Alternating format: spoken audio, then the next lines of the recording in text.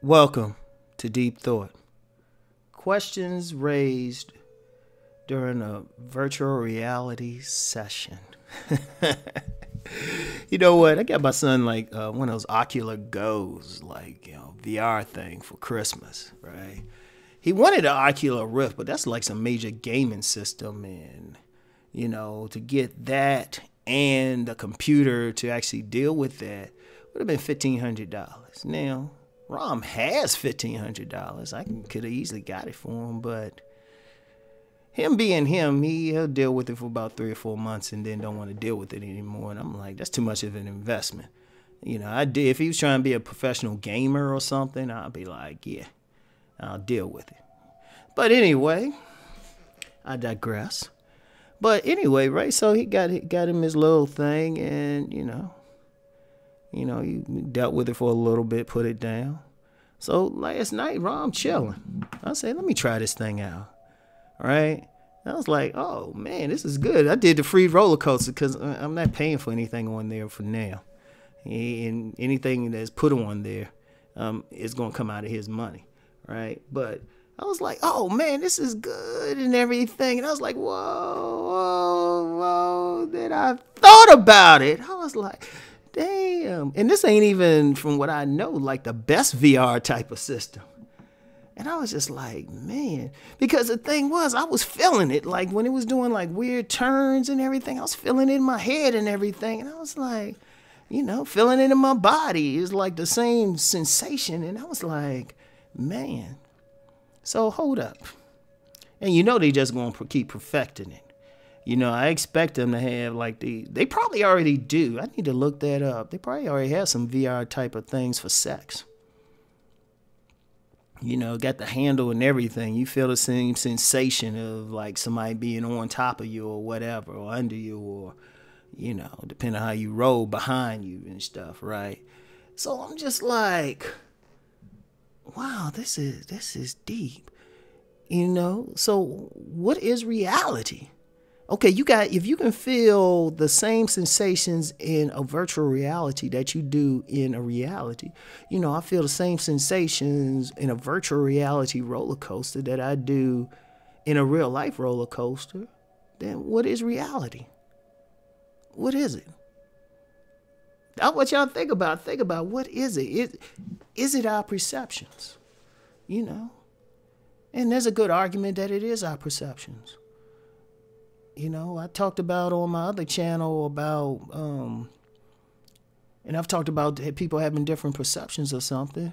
What's the reality? Like on my other channel, I did a video, you get some guys who feel like all women out here are evil and all of that shouldn't be dealt with. When then you get some other guys who are like, oh, no, they perfect and stuff. So what is the reality? Is it an objective reality or a subjective reality? But it comes down to how they perceive it, how they feel. But it's not a universal feeling, apparently. So it's not objective to say all women are evil. Or for the women listening to all men, it's not objective. It's very subjective. So can you say that's the reality? Or is it a reality that fire burns? People will say, well, of course it is. Or let me put it like this. It definitely burns. I'll say it like a better way. Does it hurt? Like if you touched by fire, does it hurt? Right? And the reason I said that, people will say, well, of course it does. Everybody burns. It should hurt everybody. But actually it doesn't. Now, I had a roommate in college, freshman year in college, right? This dude had some type of nerve damage on his fingers, on his hands and stuff. Some type of nerve damage. So he could pick up with his bare hands like a pot on a stove that's been steaming for a few minutes and not feel anything. I mean, I actually watched him do it. He picked it up and was like, hey, what do you want? So it wasn't a reality to him just because of the nerve damage. He just didn't feel it. And you get other people who, they don't feel pain the same way. Right? Or if you say it's a reality that you say it's a reality that you could drink, like someone could drink like, I don't know, a keg of beer or something. and get drunk. And you say, well, of course they get drunk, but no, it's not the same way. Like, one thing, I used to mess with people because I said, I used to always be like the designated driver or, something like that, and I could still drink. Right? Because from a personal perspective, it takes a whole lot to get me drunk. Like, I can hold my liquor very well, extremely well. All right? So I was always the one, and I could sit there and drink with them and still drive straight. Right? And people say, oh, that's impossible. I say, no, it affects you differently. Like, here's a great example that just popped in my head. Because I know there's some people who've promoted veganism, right?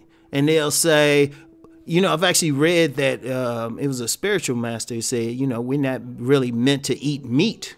Humans aren't meant to eat meat, because if we did, we'd have canines and all of that stuff, right?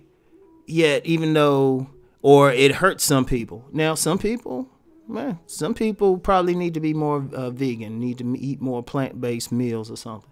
But then you get some other people, shoot, they can digest meat, whatever. Just like, boom. They don't have a problem with it, right? Or smoking. You get some people who can handle every shock to the system because of their constitution. So you can't say it's an objective thing, but more of a subjective thing. So that's the reality, right? Or you could say someone who's rich and poor. Now, somebody's reality who's poor is going to be different from someone's whose reality is rich. And you could say because they experiencing different things. Now, bringing that back to virtual reality, it makes you think, what is reality? Is it really virtual? Or even the system that even the world that we live in now. Many people, and I know in many traditions, like some people call this the Maya, the all illusion thing. All this is illusion. Or even the concept behind the Matrix, like this isn't real.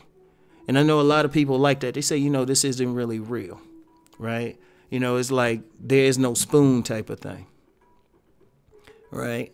So is it that we're all living in a virtual reality, even without the equipment or something? That's some deep stuff. I was thinking about that, and I was just like, man. Because, it was deep at first, because I had tried it earlier when we were, like, setting it up, and I was like, oh, yeah, that's cool, but I ain't stay in it. Then later on, when I'm sitting there and I'm a little bit more comfortable, I got the thing on, I'm going around, and all of that, I'm like, wow. And like I said, I ain't paying for the deeper stuff. They got, like, zombie apocalypse or something.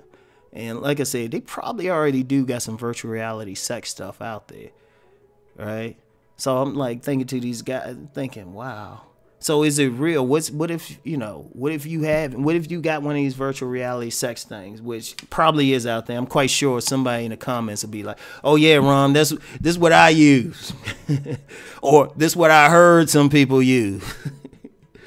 Right, but think about it, like virtual reality sex. What would be the real difference? Okay, yeah, you have a live human being, but if your goal for sex is to have an ejaculation or an orgasm, and a virtual reality can bring you the same thing, what's the difference?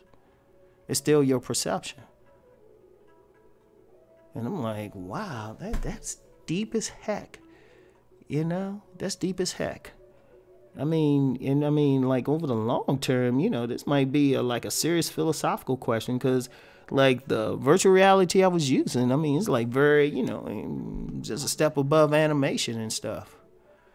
Yeah. Also too, when I was doing it, it was deep because I was on one of those roller coasters. It was a Santa sled, right? And I remember I looked over to my right, and I'm like, damn, Santa's right there.